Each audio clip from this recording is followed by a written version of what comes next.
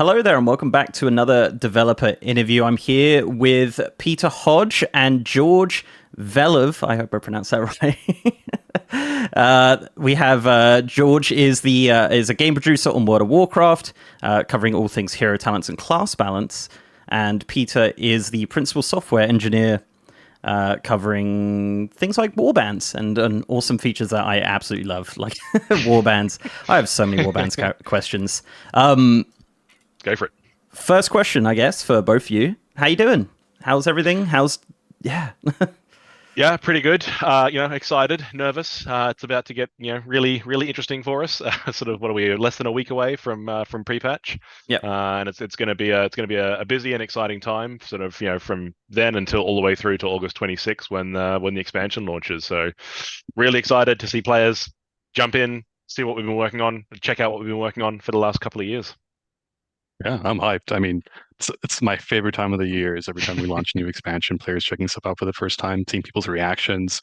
It's a busy time for us, but it's also, I think personally for me, it's one of the more rewarding times. So yeah, thrilling and super excited and very hyped.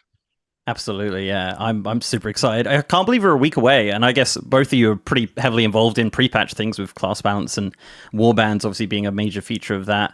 I guess kind of keeping on warbands here. So I guess when developing warbands and converting all those systems over to be like account wide and things like that, what were like some of the biggest challenges you encountered while doing that sort of conversion? Yeah. So I'd say the challenges fell into kind of two broad buckets. The first one was anytime we sort of have to move data from, say, that's character specific to the account level, that brings a range of challenges with it. Because with warbands, we wanted it to work as seamlessly as possible for players, so that we didn't want to have players run through, like, log in every character to kind of, like, get their data into the warband or anything like that. So we've built a process which we refer to as warbandification internally. I'm still hoping that's going to become an Oxford English Dictionary recognized word at some point.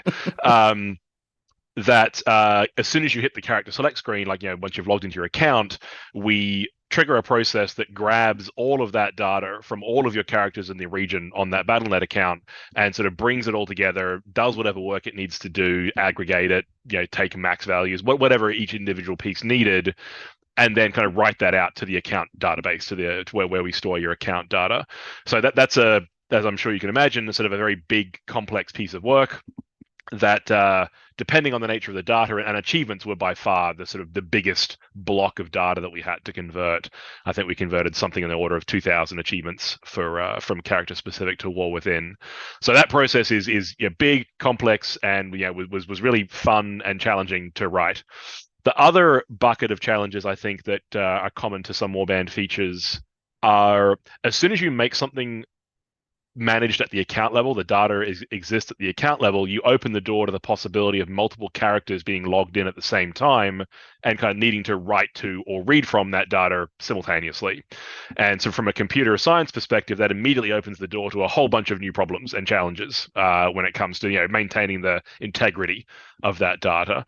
So different parts of the Warbands feature set had different levels of challenge with that particular set of that particular set of problems, and we solved it in a variety of different ways from feature to feature. But it definitely represented a sort of a bucket of challenges that was fun and challenging and difficult to work on. Thank you. That's an awesome answer. We actually tested warband banks with two people logged in at the same time on the same account, and it just locks you out of it. Obviously, yes, that was one of the solutions we had to go with. It works. Yeah, it's perfect. Yeah, exactly.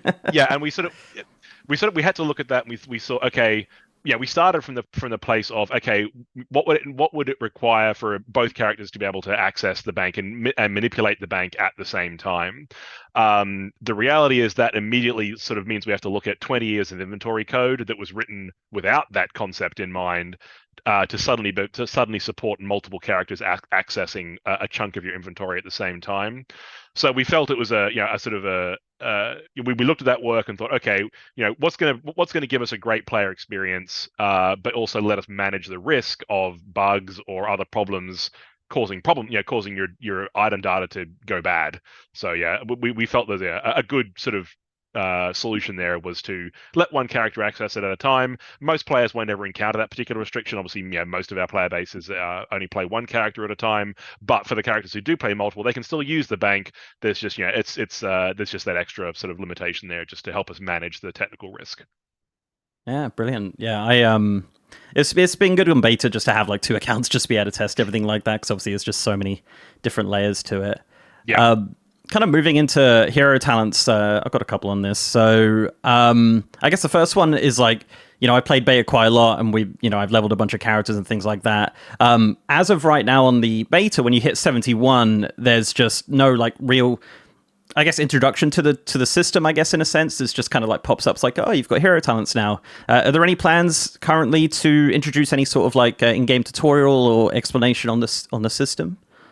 No, not for launch, no. We're all pretty happy with it being sort of a system on top of existing talents. So, like you mentioned, you hit 71, you get a pop-up saying your talents are available.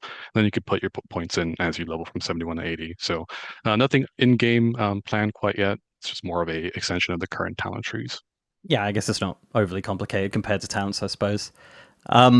So could we see any like changes and iterations to hero talents as we continue through the War Within? We saw obviously the new Evoker spec come in during Dragonflight. That might be a bit of an outlier, but obviously, is there a chance of any kind of major changes like that potentially in the future? I mean, certainly a lot of things are on the table. Right now we're focused on making these as great as they can be for launch. But following that, hero talents are going to be just as big a part of your class and spec identity as your spec and class are.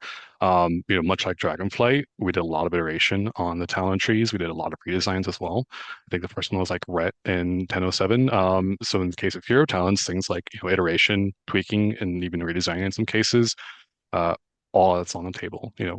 Starting from launch, these are treated as part of your character, so we can expect frequent adjustments following launch, both via our normal tuning hotfixes and for our larger content patches. Brilliant, thank you. I'll do another one on hero talents while we're here. I guess obviously seeing people playing it on beta and things like that. How important has it been to just kind of like see people playing with the system and like in regards to changes and kind of balancing and things like that? Oh, it's super important. It's super helpful. One of the goals for the Hero Towns feature was to get as many of them out there as soon as possible, which is why we did a lot of our early talent blogs, like way back in, I think, January, to get people's feedback on how things are landing, because we knew that this was a very big part of your character going forward, and we wanted to make sure we're on the same page.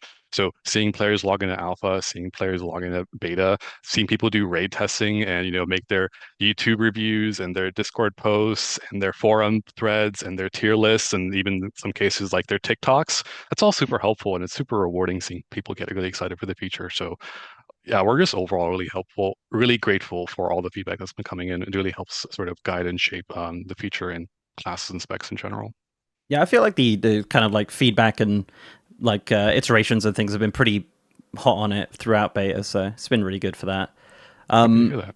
Back on Warbands, I guess, obviously we're getting reputations account-wide as of next week, or Dragonflight and War Within reputations. It's been mentioned about legacy reputations. I'm a person who played one character for a very long time, and I have a lot of reputations that are exalted. Is there a timeline? Can we, on, that conversion of the older reps kind of happening into a Warband level, I guess? Yeah, no timeline that we're committing to at this stage. But it's certainly, as you say, it's a goal of ours to work backwards through time as time, patch, development time allows.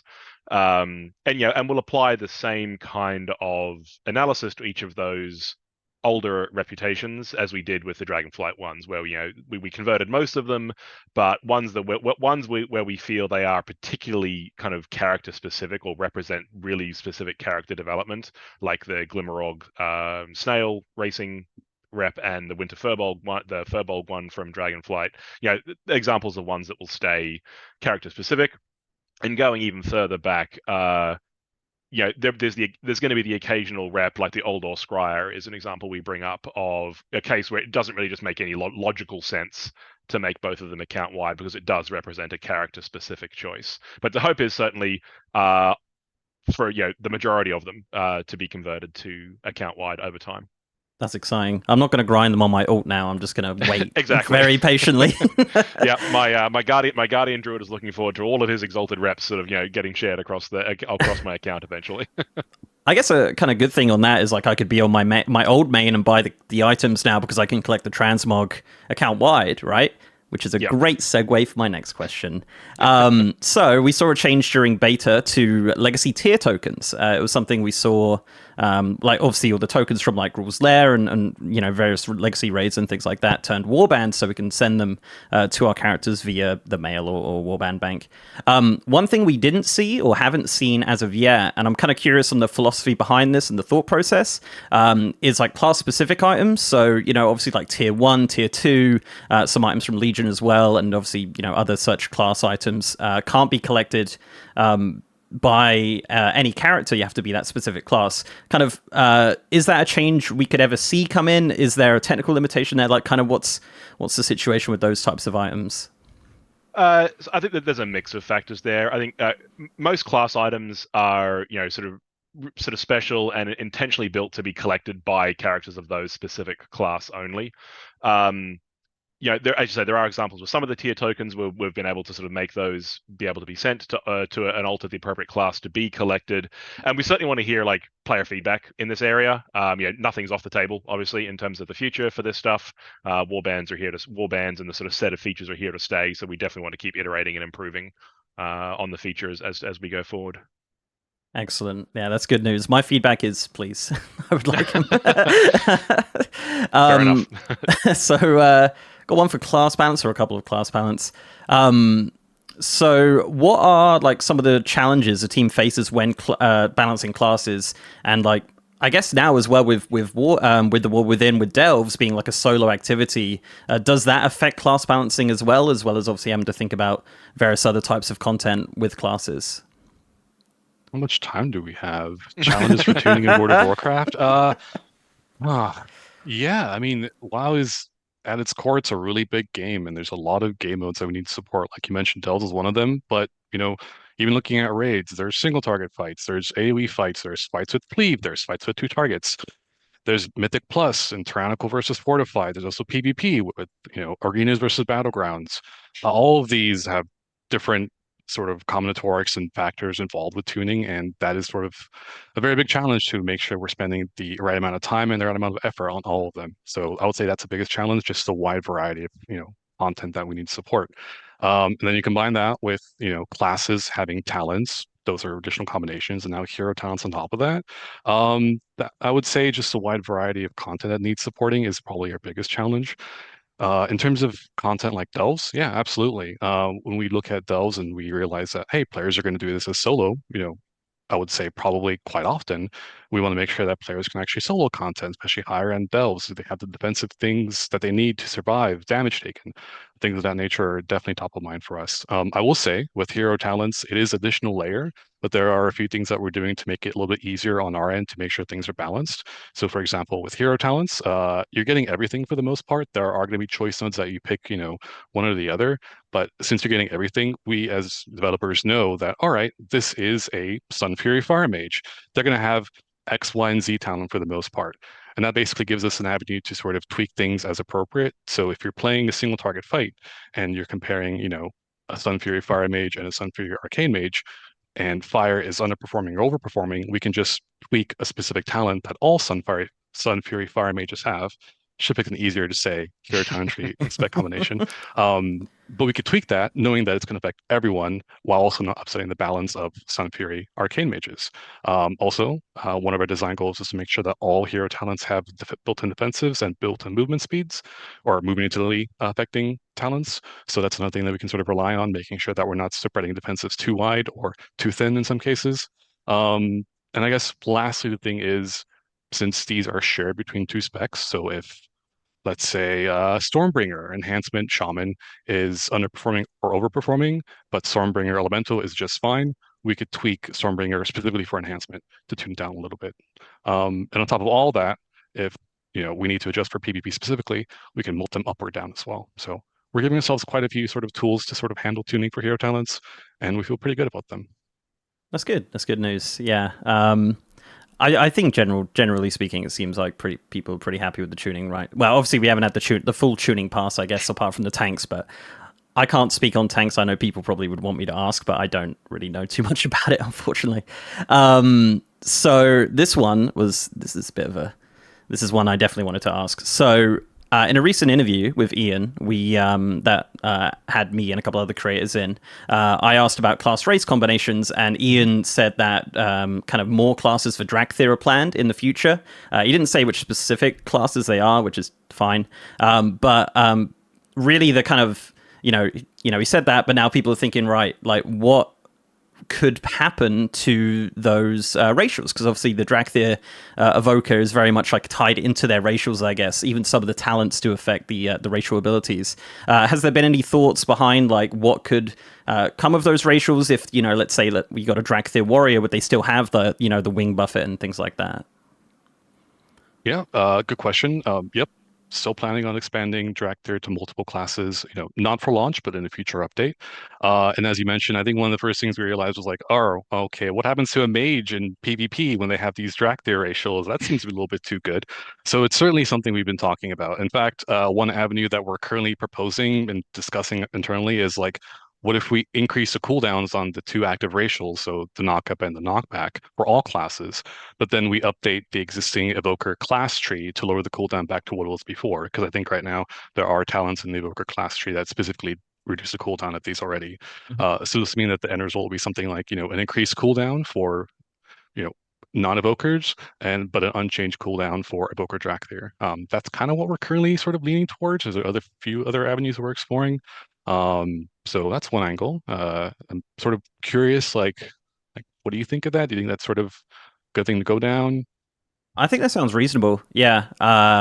Obviously, you don't want to upset current evoker players by making their racial abilities super long, so they'll still have the option to make it shorter if they wanted to. So yeah, I think it seems reasonable. I think like removing it obviously would have probably upset a bit more people. So I think you have to find the path of least resistance, I suppose, with something like that. But I'm very excited for it. I think that's going to be awesome. Just to be able to play those kind of new classes as a dracthyr is going to be a lot of fun. But yeah, certainly I'd imagine there was probably a challenge there. Glad to hear you're excited. I am too, personally. I guess back on Warbands, actually, I got a few Warband ones that are relatively short, I hope. So let's start with this one. So there's an achievement in the game so every max level character you get on your Warband, you get a percentage of XP each time. I believe it goes up to, I think it's 20% or something like that. This is Sounds about right. a super niche question. And, I've had a few people ask this in my stream and things. Could there be a way to disable it? It's a good question. I honestly don't know. I don't have an answer for you. Yeah. We can certainly follow up to kind of double check that. And if that's something that players want to be able to do, we can certainly take that feedback on board if you can't currently disable it. But yeah, I honestly don't know top of head whether we have a mechanism for that to be able to disable that in game right now. Don't worry, I don't want to disable it. It's just other people. They're crazy. No, if there's genuine player feedback that for whatever reason players want to be able to make sure they're not, if they feel like they're level too fast through some content that they want to take their time with, that's absolutely genuine feedback that we want to hear. Yeah, brilliant. What else we got? So in this is another niche one. In Dragonflight, the rares are personal loot, right? I think that's right. Yeah. Yeah, I think so, and I think that's Yes, continuing into so. the War Within. I guess it's more of a general question, not just about Dragonflight. But is there any plans to change how personal loot works in the open world? I know obviously we now have Warbound gear, which I believe drops from some rares in the War Within. But obviously, if you go back to Dragonflight and you want to go back and collect those items, would there be a change there for personal loot, or could there be a change as we can collect everything now? Yeah, I don't know if we've made changes to Dragonflight personal loot in the context of Warbands, especially in the context of Warbound until equipped stuff. As you point out, in War Within, most of the content, whether it be outdoor rares, delves, mythic plus raids, dungeons, they're all going to have a chance to drop some of that new Warbound until equipped gear. But I don't know. I don't have any information on whether we've gone back into older content, even Dragonflight, and done a similar pass. Yeah. Brilliant. Sorry, it was super niche. No, it's definitely it's a cool question. Right? Players are going to be leveling up through Dragonflight, so it's an interesting question. I guess it's more of a general question about Warbands. Is there anything that the team would like to make Warband in the future, like Warband-level? Because we've got some stuff, but obviously there is potentially some other stuff there that could be kind of pushed to that level. Yeah, I mean, we've got a long list of stuff internally that we'd like to do under the Warbands umbrella. Not necessarily all making things account wide, but making alt play more accessible, more friendly, whatever form that might take, and that might include depending on what we feel is appropriate, making some more things account wide that currently aren't. This is also an area that we really want to hear feedback from players about. Now that we have this new kind of sort of baseline of account-wide functionality with Warbands and the War Within, what are the remaining, whether it be pain points or quality of life improvements or whatever, other areas of the game that players now feel we can turn our attention to. Warbands is as a concept is an evergreen thing that's being added to the game permanently. It's not a War Within feature. So there's definitely going to be opportunities to expand both on the existing feature set and adding whole new things into it where we feel it's appropriate and where player feedback guides us. Brilliant. That was kind of my follow-up to that was raid skips, like legacy raid skips going Warbound. Obviously, I'm sure the data is there to know that you've completed the quest on your account somewhere. So that would be... Yeah, that's definitely the kind of thing we could certainly look at as to see whether that makes sense to make account wide. So there's precedent for that. Obviously, with the we've done the portals for the Mythic Plus dungeons are account wide. So certainly, if that's something players want to see, we can certainly add that to the list of things to look at for future inclusion. Brilliant, thank you. So let's go back to class stuff that I've got. So I guess over the last couple months with Remix and Plunderstorm and Dragonfly and everything like that, we've seen a ton of frequent changes to items and abilities and things like that. I'm going to assume the answer is yes, though. But can we expect that kind of similar cadence of changes and iterations in the War Within? I can't really speak too much for the goals of features like Remix and Plunderstorm. It's a bit outside my purview, but right now we're sort of approaching the War Within in similar ways that we've approached Dragonflight, with a lot of sort of very frequent tuning passes, especially early on. We do tend to sort of, slow our cadence later on in the season, and that's for the most part intentionally. While the beginning of the season is pretty fresh, we can sort of feel like we can get away with a lot of more frequent updates. But as the season sort of hits middle point, the tail end, and people have goals they want to do for that season, whether it's Mythic Plus goals or PvP goals, we try to not upset the balance via tuning too much, since we know that's going to impact what players' goals are for that season. So for the most part, yes, I would say it would be pretty analogous to Dragonflight. We really like what we did for Dragonflight, and we plan on doing that going forward. So yeah, for the most part, I think you can expect, similar tuning goals as we did for Dragonflight, with more frequent updates at the beginning and then larger updates for, major and minor content patches down the line. Brilliant. That's good to hear. I guess another one on hero talents. So with hero talents being evergreen now, what is the kind of design philosophy behind the design regarding future expansions and future patches? Is it more like balancing numbers, or more like changing and not fun, not sorry, is it more like balancing numbers long term and not the function and design and feel? Kind of what could we expect going forward with hero talents? It's a lot of both, honestly. Like I mentioned previously, they're here to stay. They're not going anywhere. They're going to be part of your class and spec identity going forward. So if we need to update or iterate or even redesign specific hero talents, that's certainly on the table. We plan on supporting them following launch in the same capacity that we support things like classes and specs entirely.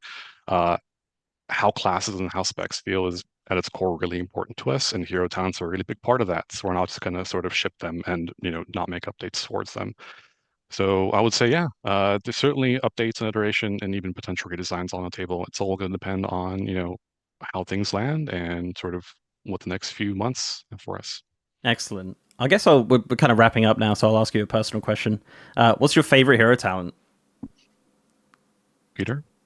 Yeah. Oh, yeah. It's harder for George to answer. No, for me, so I main a Guardian Druid and mostly sort of do dungeon content. But I think out of all of the classes that I do play, I'm really looking forward to jumping into Frostfire for my Frost Mage.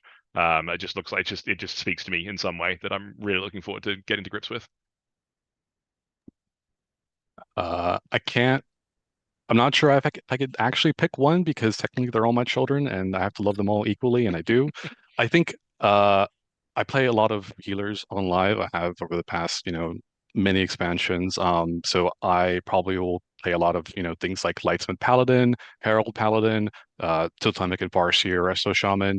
I'm actually really excited for Flame Shaper, Preservation Evoker as well. I think it's probably one of my current favorites, but I've played a lot of them over the course of beta and alpha, so it's hard for me to just pick one. And honestly, like my guild's kind of frustrated with me because I haven't decided what I'm playing yet. So time will tell. Just a few weeks away. I love that. Well, I guess that's kind of all the time we got for, but yeah, thank you very much for your time, guys. I really do appreciate it. Pre-patch, obviously, next week. I'm sure you are super ready for everything to go really well. I can't wait. Patches, expansion launches and pre-patches are always they're a busy time, but they're a really exciting time. Like I said, we can't wait for players to jump in and get to grips with what we've been working on and check everything out. Absolutely. Yeah, I've been on the PTR and beta a lot, so I've interacted with both of the systems you guys have been working on. So it's it's been great. I'm really looking forward to it. Cool. Hopefully players love it. Awesome. Thank you very much. No, thanks, mate. It's a pleasure to talk to you.